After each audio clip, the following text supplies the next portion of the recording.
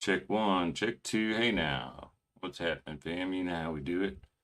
So I'm just checking in with my situation, and I just did a thing, so I gotta do a thing. And that's not gonna make any sense until I zoink me down and I turn this on. Because that is now the single camera microphone combination that replaces this microphone and that camera. I can't say for sure that it's the quality that I need. I can say that it's the best camera microphone combination I have available to me. The point is, I'm working to do this with a single USB. Currently, I have two because I have this one connected, but there's a reason that I have this one connected. Excuse me. And I didn't check the clap for audio. There's a reason that I have this one connected. Excuse me. And I didn't check the clap for audio. There's a reason that I have this one connected. Excuse me. And I didn't check the clap for audio.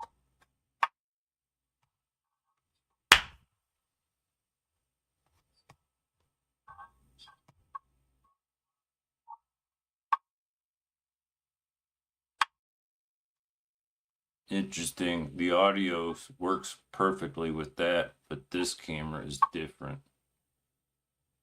So this camera, interesting. The audio works motion JPEG, that, but this camera is different. So this camera Q2N, use buffering, use buffering. This camera,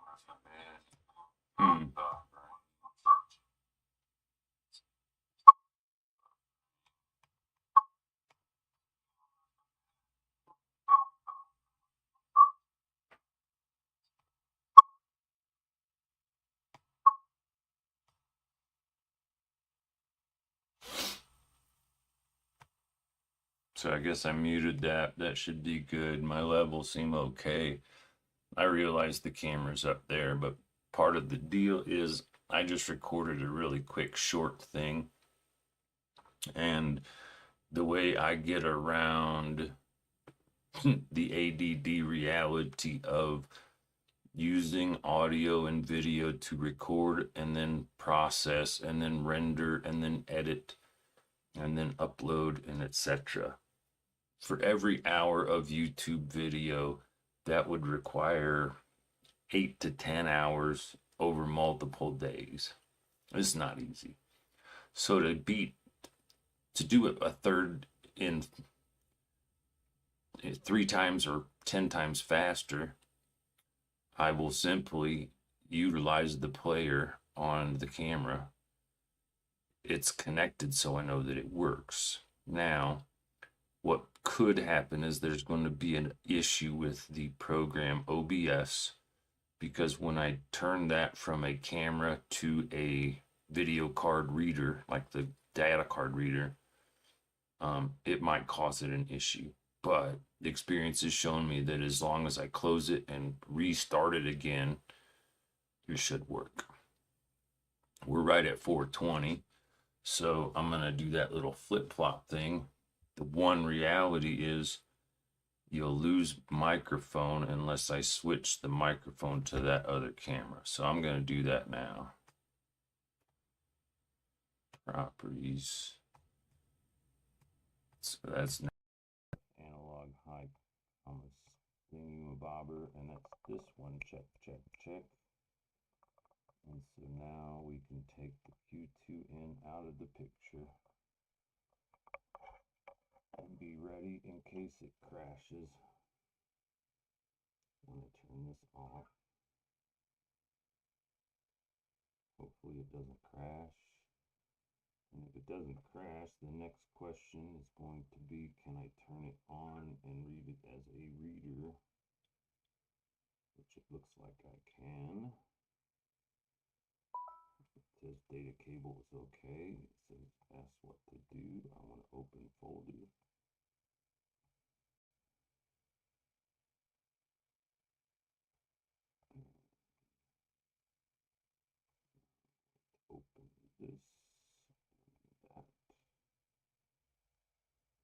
date is December 17th.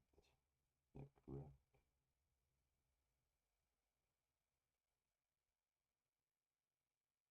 Oh no, it's January something or another.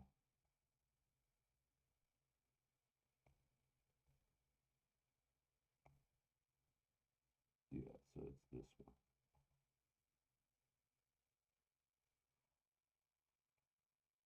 Ah.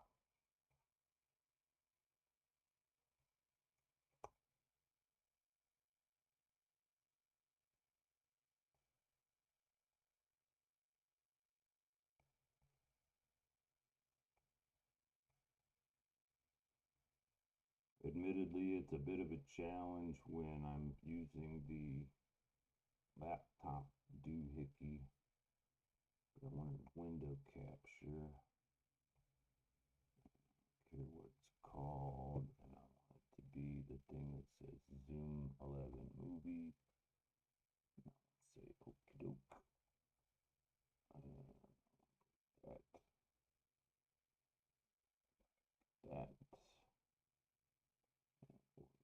here, and that.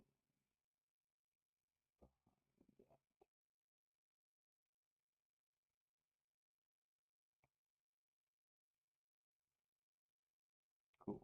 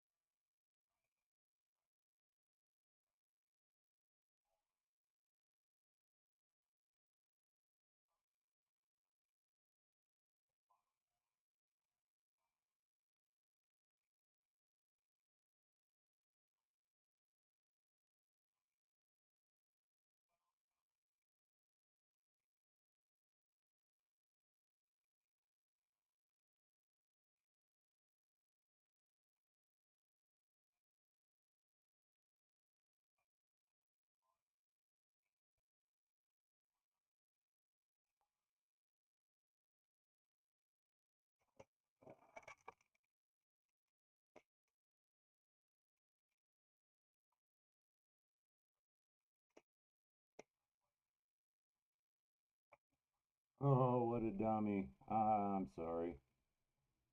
I'm like, why is it so quiet?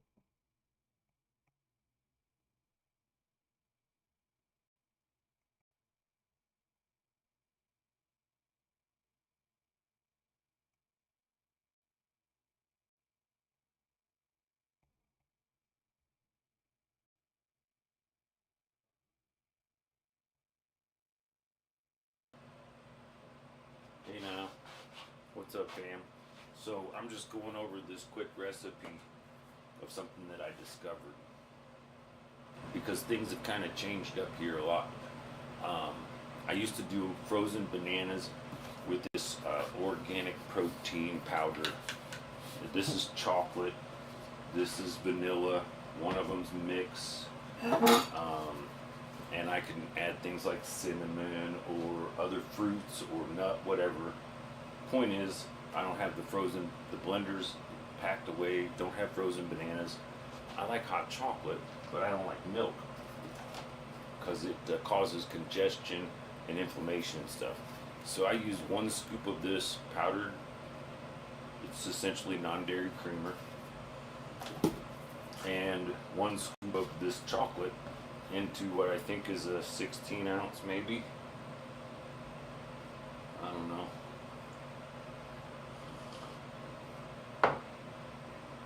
Excuse me. Anyway, those two items with hot water make a really nice deal. The other thing that I discovered was the importance of this baking powder, because I'm not a cook or a baker, but I'm learning. I'm able to Google stuff or DuckDuckGo stuff. This is flour. I've had it for I don't know how long, and I grabbed it because it looked healthy, and it was I was like, emergency food, I'll learn. Anyway, pancakes are this stuff and this stuff. I think 2 tablespoons of this to 1 cup of this. I could be wrong on that, but I think that's what it is. That's what makes them fluffy without milk or eggs. But that also kind of gave me an idea that I could use that same concept. But I had almond, it was flour, but it was made of almonds. So I used that and created this. It looks amazing. I don't know how it came out to look so amazing, and it tastes really good. In essence, I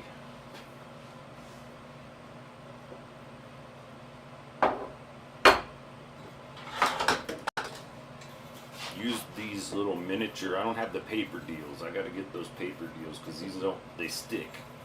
So when I removed the little cupcakes from here, they fell apart into crumbles.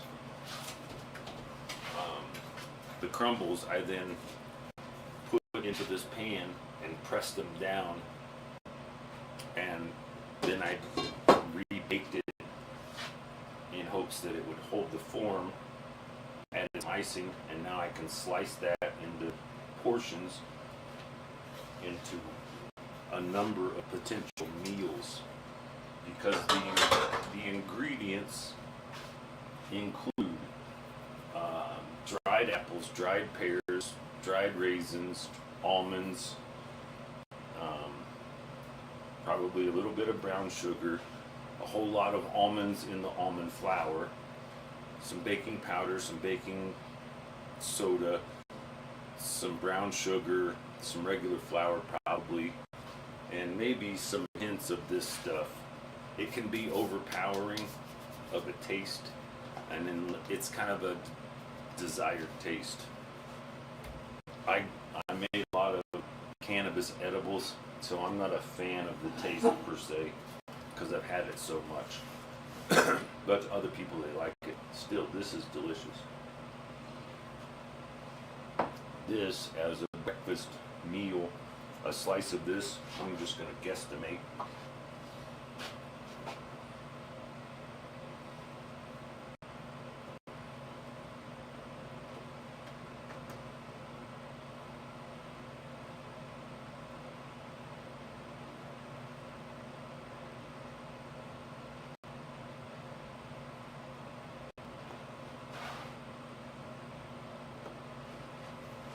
Those look like 6 kind of even pieces.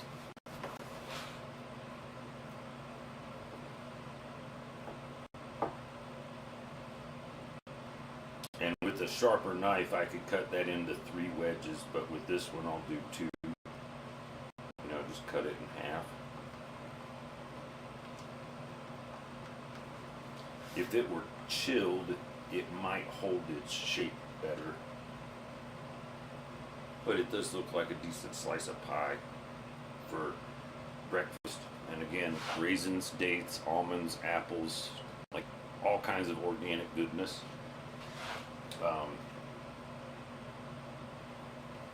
The other invention, this is essentially a Clem bar, like a Cliff bar, but my thought is if I split that in half, it's a really big one, but that's like 2 Cliff bars, 2 health bars. That is also about the size of a really big, fat, healthy, what people would say healthy burger. Like, that's like 2 burger patties worth of food there. But it's healthier than 2 slabs of ground up dead shit. It's still ground up and it's still dead, but I think of it as differently because it was never conscious or breathing. Well, maybe neither of those are true either. I should just shut up about it. I try not to eat dead stuff in the form of animals that had a face. I don't see the face on an almond tree or any other plant matter per se. If I did, I'll just take it back to the biblical thing. I give unto ye all of the food, all of the seed-bearing fruits to use as food. Which means if it reproduces naturally and creates food, that's okay.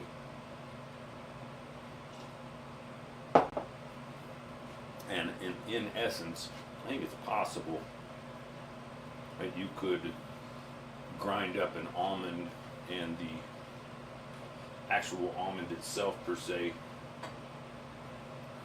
isn't dead, if that makes sense. It's not instantly decaying the way that an animal does.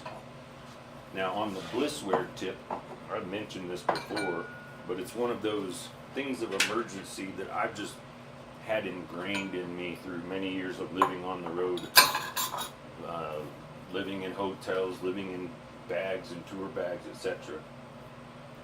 Having recipes that you can easily duplicate really makes reality a lot better. This isn't something that I would be able to easily duplicate exactly, but I could do pretty close given the situation. This could last me 6 days or a week if I were being very rational. And I don't mean a full day's supply, I mean as 6 meals. If I wanted to, I could probably live on half of this for a day's food supply. And that would be 6 of these little slices. So to me, I could probably exist fine and dandy on that half, possibly less. And coffee, water, and this miracle, my new miracle meal. But my point I was trying to get to is Blissware, small meal, a little bit larger meal. A packet of ramen fits perfectly in. If you crunch it up, it'll fit into this one. You crunch up the ramen, you pour hot water on it, you cover it, you let it sit. It stays hot because the water doesn't evaporate. It's also ceramic-y, so it's like pottery or something. It insulates. This is kind of the same material. But point is, once it soaks up in here, I'll pour it in here, reheat the water to really hot, and then add my spices to those kind of just noodles without juice, and that makes it juicy. But my point was 2 of these slices in that bowl with another scoop of this stuff and hot water, that kind of works like hot milk. those two, it turns it into almost like a oatmeal, a porridge, I don't know what you'd call it, but pretty good and pretty tasty. Anyway, I had the idea for this thing because I was like, you know, that's important, I think.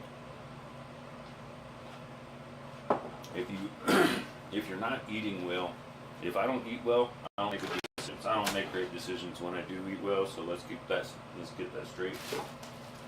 I'm no Einstein. But here's an example. This is what I would carry in with me as a snack, and these are those little muffins that I made before I pressed them into something like that. This was the first. This is less sweet. More. I made these more at the time. I needed something because I was drinking a lot of coffee, and I needed something to soak that coffee acidity up. Anyway, peanut butter is my other survival go-to. In that I can add that to this. If I have a blender, I can add it to this. If I have bread or some other, even without it, if I had oats, I could add a scoop of peanut butter to the oats, add hot water, it makes oatmeal. A little bit of salt, a little bit of sugar if you want it, you're good.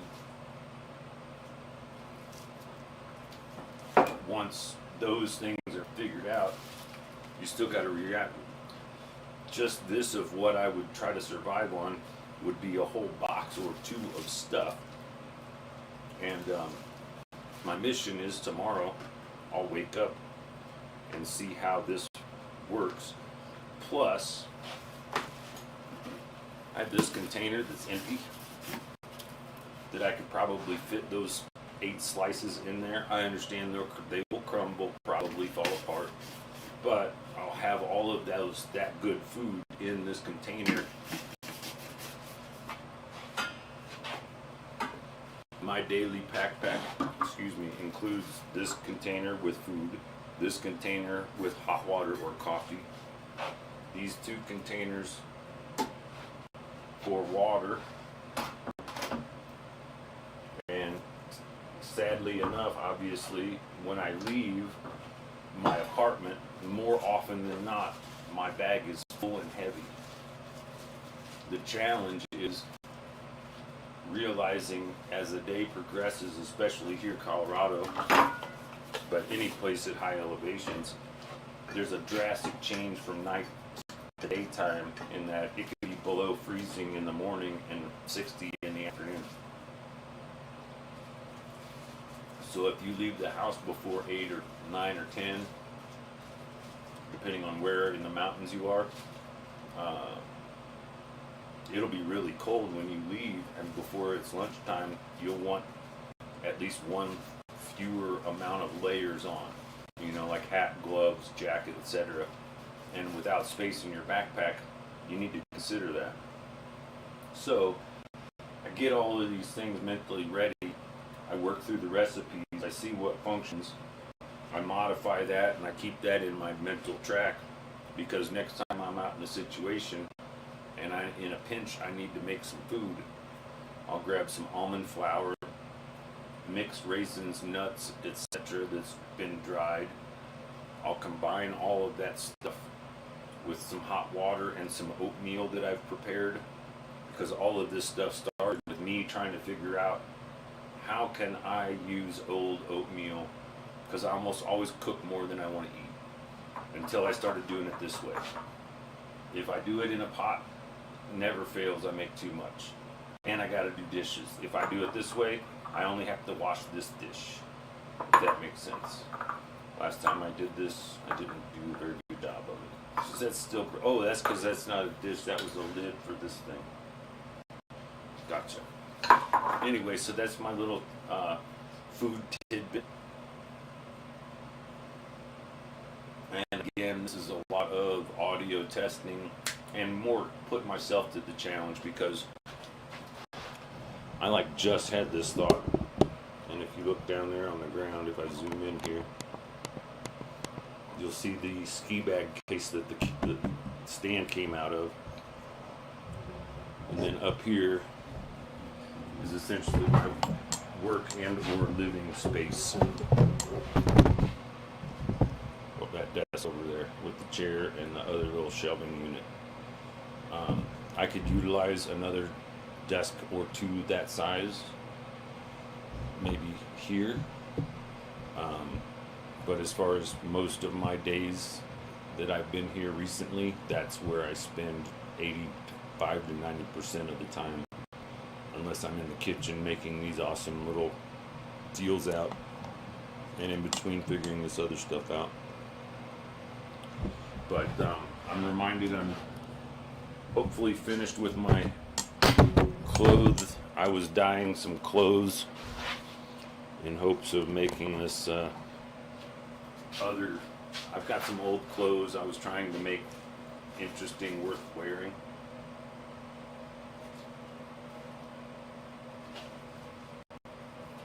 But in that 15 or whatever, however long this little video was, I was able to essentially consume half a meal in a tasty beverage that was warm and chocolatey.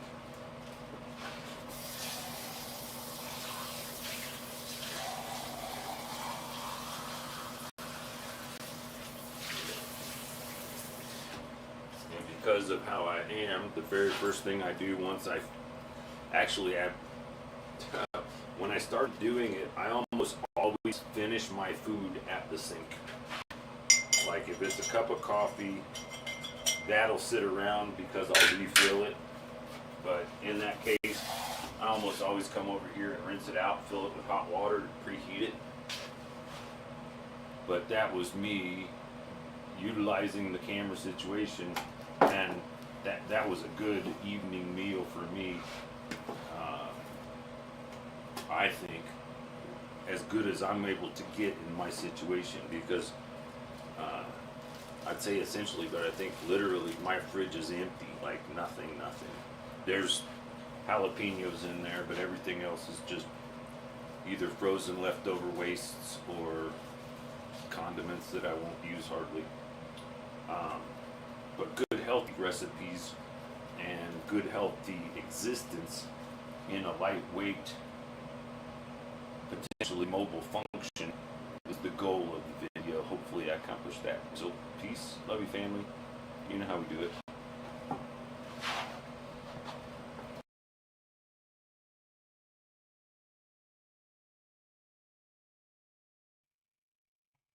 Cool, so now we got that, and there seems to be a bit of a delay for that camera, but I'm not going to bother with that right now.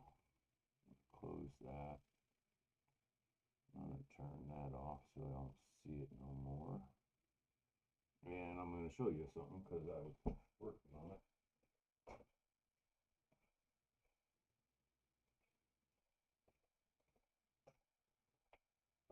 This is 1 cup of that crumbled cookies.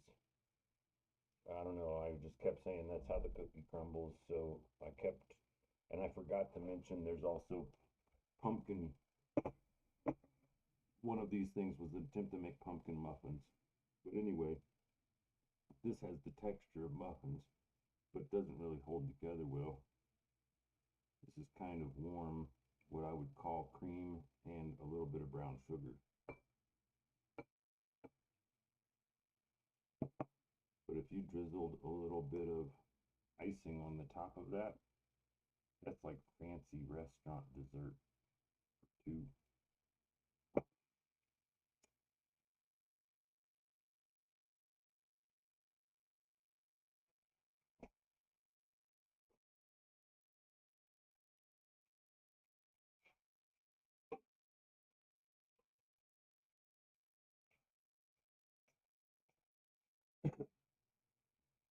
And I only kind of bring that up because I suggested I was going to do this video, get this other thing happening. Utilize the camera switch, existed without an issue. My next goal would be, and it seems obvious, to be able to disconnect the camera, reconnect it, etc., like I did before. So all of that testing is good. Weird. Again, hi for a minute. I don't know who keeps doing that, but hi for a minute. At least somebody sees it, I guess. Point is, this makes a really good breakfast meal, and I realize it's nighttime, but I think I woke up at noon. That means I'm 8, 9, 10, 11, 12, 4 to 6 hours behind schedule or ahead of schedule, however you look at it. Which means that if I would normally not drink coffee by 6 p.m., I should not drink coffee by 10, 12 p.m. It's now 11 p.m.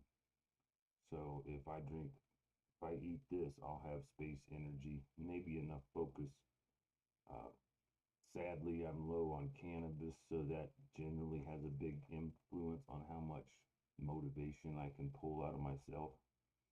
Mostly because it's difficult to explain, but there are two ways to deal with chronic pain. One is to numb your body so you don't feel it. The other is to modify your brain so you can ignore it. To me, that's how I use cannabis to deal with pain because it makes my brain distracted or focused on other things. Eating healthy food is important, especially in a difficult situation, but more importantly, that sharing that simple, I'm aware that a lot of the material that I present could be viewed from a lot of different places, but I'm also aware that a lot of those places aren't.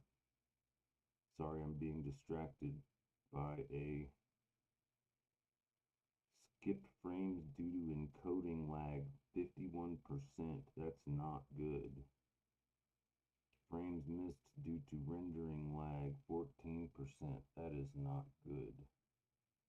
Um, but anyway, a minute, an hour, what have you. That's 33 minutes and 33 seconds. So you know how we do it. I'm going to get a spoon. I'm going to heat water. I'm going to make a single cup of coffee that's watery so it's not too caffeinated. And I'll continue so I have another hour installment. You're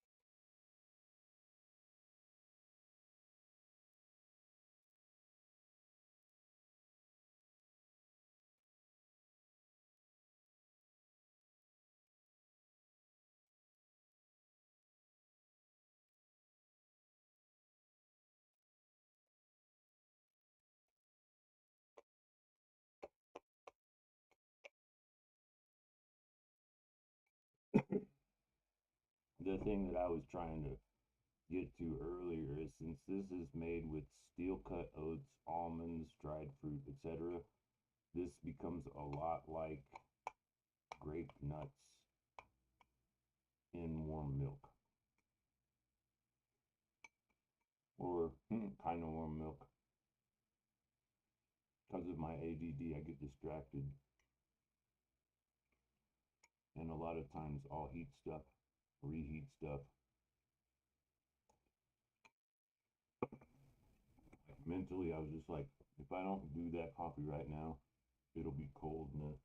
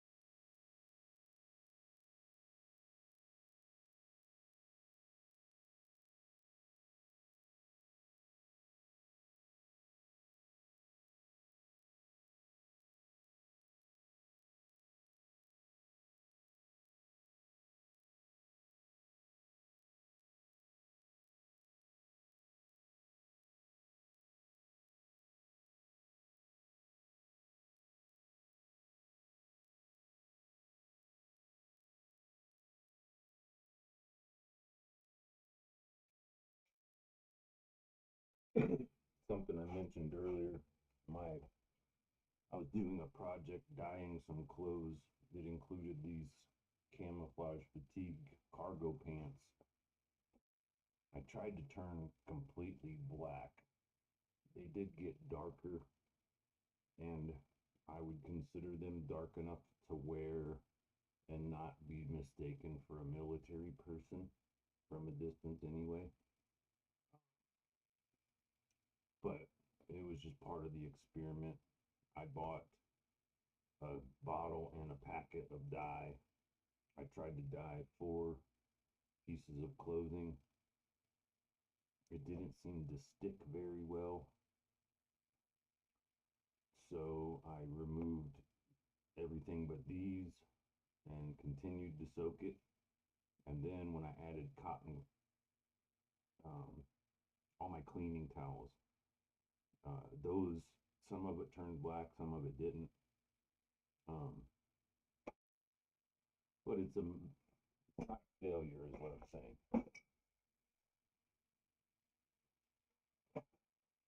But like, for example, these used to be gray. They're now a combination of gray and black, but kind of tie-dyed looking, maybe. Still, that was one of the experiments. And the other thing I remember that I forgot to bring up, the idea of sharing these recipes is in reality me fixing a lot of mistakes. I have this idea, I create a recipe, I try it out, it fails. I tried to make muffins, they crumbled. I tried to make cookies, they crumbled. That's where that's where the cookie that's the way the cookie crumbles came about. Then I got to thinking, graham cracker crumbs make a good crust. Why not use those cookie crumbs and create something else? So that's when I added the pumpkin puree, more almond flour, more baking soda, more baking powder to kind of create a bread muffin type of texture.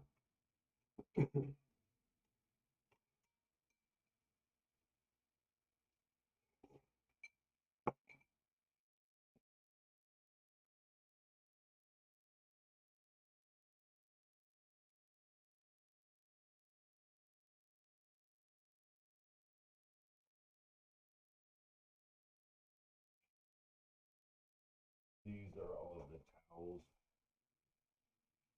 I did. You can see how some of them were already kind of stained or for whatever reason didn't accept the dye. Others are almost all black. And these things used to be white when I bought them at first. Then I used them. It'll seem strange, I'm sure, but if I fold that in half, that will tuck into my Swiffer and I can use these to mop the floor, wipe the counters, whatever. Because I have a washing machine in my bathroom, it's a very small unit, but it helps me keep everything way cleaner because I can do a load of towels, hang them up to dry. When my day starts, I'll have a week's worth of cleaning. Hopefully dry.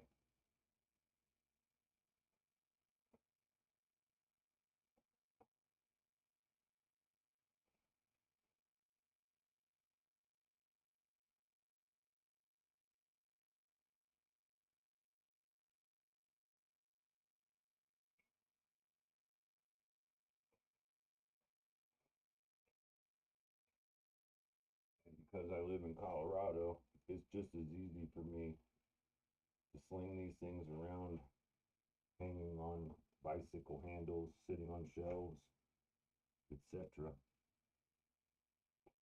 hanging on dollies.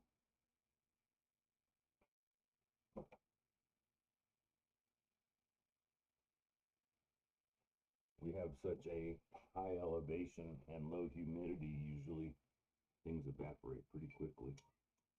By this time tomorrow, most everything will be dry. Oh no. By morning, most everything will be dry.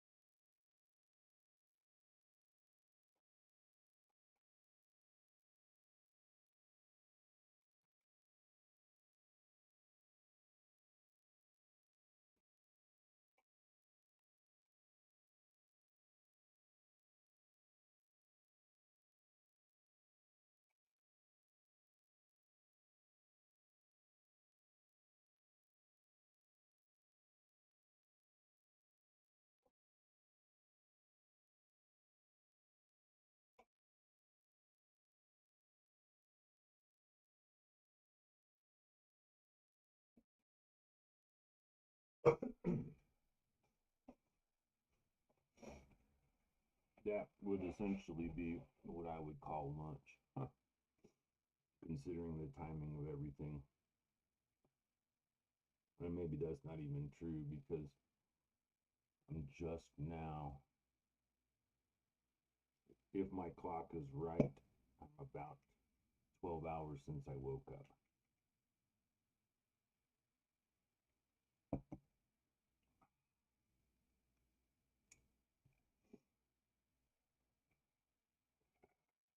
Fortunately, I have tons of clean, lightly damp towels laying around.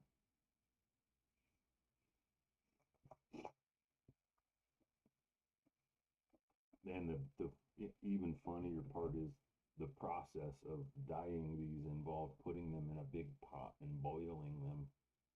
So everything had been complete, like I couldn't get cleaner, more sanitized clothing, like cloth, if I tried really, because I mean it's all been essentially pasteurized, I guess.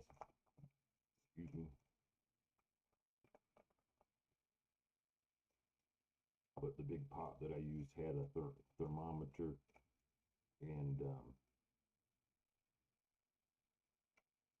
obviously it was right around 212 degrees when it was boiling and steaming until it was about half full. And then I turned the heat off and just let it sit. I added more boiling water to that and let it sit. And then until it got to about room temperature, maybe, which was about half a day. But it's funny because it was me making the coffee that reminded me I wanted to clean the counter, which reminded me that I had clothes in the washing machine, which reminded me that I did that tie-dye experiment. It's a funny little monkey brain that I got.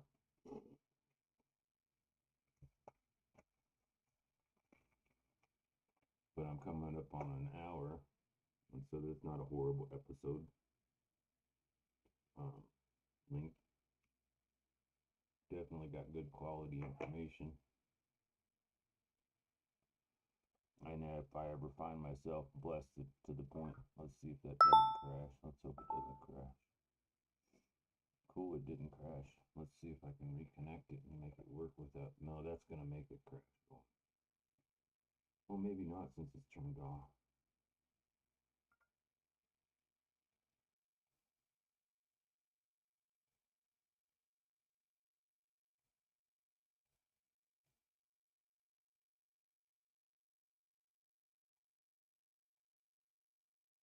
What mother chucker? I can tell you. Check, check. That should be you. And that should be you. So this delayed thing don't matter no more. That don't matter no more.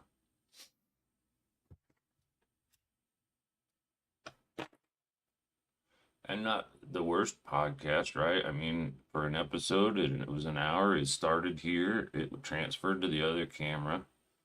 We then used the Q2N Zoom camera that I'm using now because it's got the good microphone. And it records and does all this other great stuff. So I used that to make the video earlier. So I started the video, then we did a flashback, then we watched the video from earlier, and then we finished it off with me finishing off my meal, explaining my laundry for some stupid reason.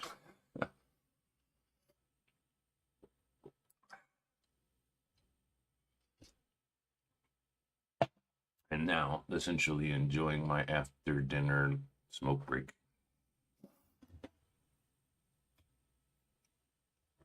It's been moderately quiet. I mean, considering how noisy this ghetto normally is. And by ghetto, I mean the fucking psych ward I live in. Strangely enough, when you become physically disabled, they put you in a huge pile of everybody else that's disabled. So I'm essentially surrounded by a bunch of physical and or mental and or socially disabled people. Myself in a physical more than any other state, but being surrounded by such craziness makes me wonder if maybe they're the normal ones and I'm the crazy one that thinks that normal exists. I don't know. Um, but I'm hoping I'm going to use this energy to make some more changes to this, because from a minimalistic approach, my brain still is working on that puzzle. It's maybe not easy to see. This down here is a trailer. And that trailer has a mount that connects to my bicycle. There. And the bicycle has two mounts on it. One is a 2-pin that single wheel trailer connects to. The other is a bracket that the big trailer right there fits to. The thought, the funny thought, the curious thought, it's kind of twofold. Number one, the single wheel trailer is very difficult to manage in a city or urban environment because it doesn't make good turns. The Burley trailer is very stable because it's two wheels. What I'm not sure is how will the two wheels work if I can connect it to the single wheel trailer, making essentially a bicycle, a single wheel trailer, and the double wheel trailer. And how will that three-way thing function, and will the back trailer keep it level-ish? The other thing I'm going to get into closing, because I'm seeing some random viewpoints, is explaining the concept of what it means when I promote this gonzo journalism.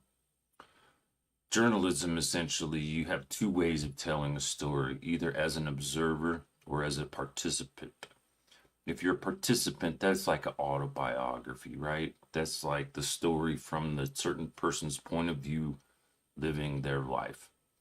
The idea of gonzo journalism is that you're reporting on the event as a spectator that is participating, which in many ways is kind of utilizing the philosophy of Burning Man that says no participators.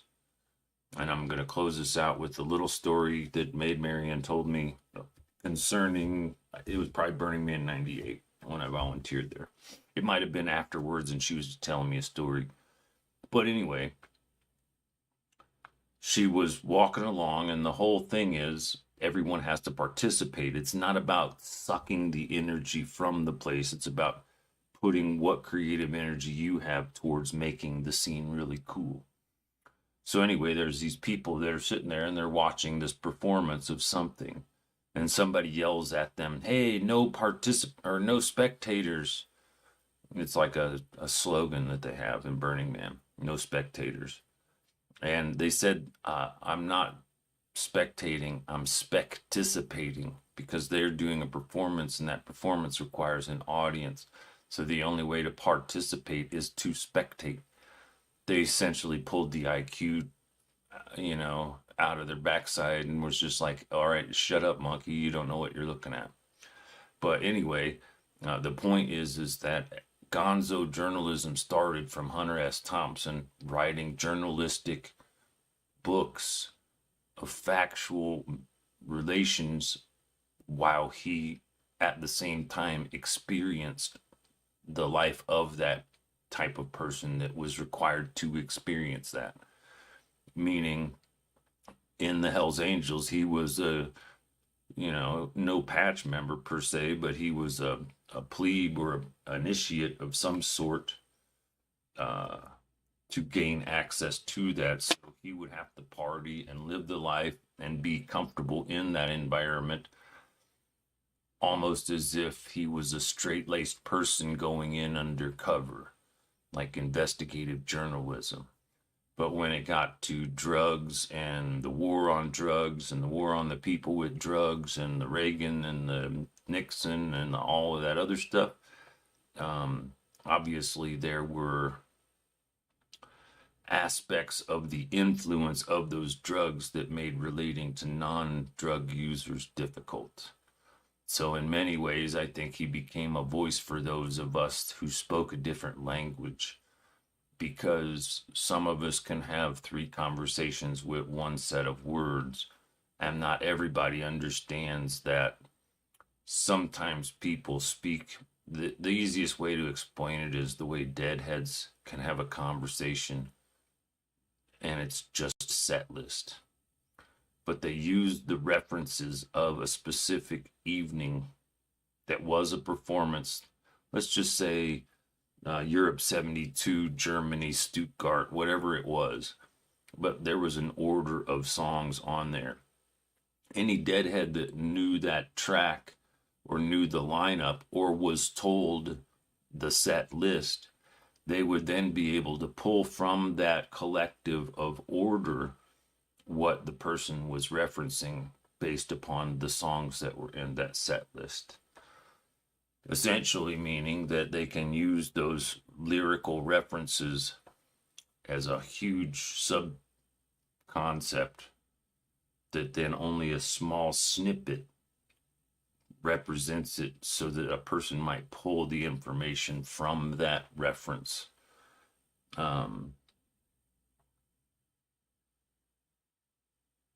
Let's say, for example, they were in a situation, we'll put it in a movie, exterior dark parking lot after a concert, and they recognize something's a little off with somebody that's trying to talk with them or interact with them. And they essentially realize the person is acting very suspicious, as if they were trying to catch them in a criminal activity.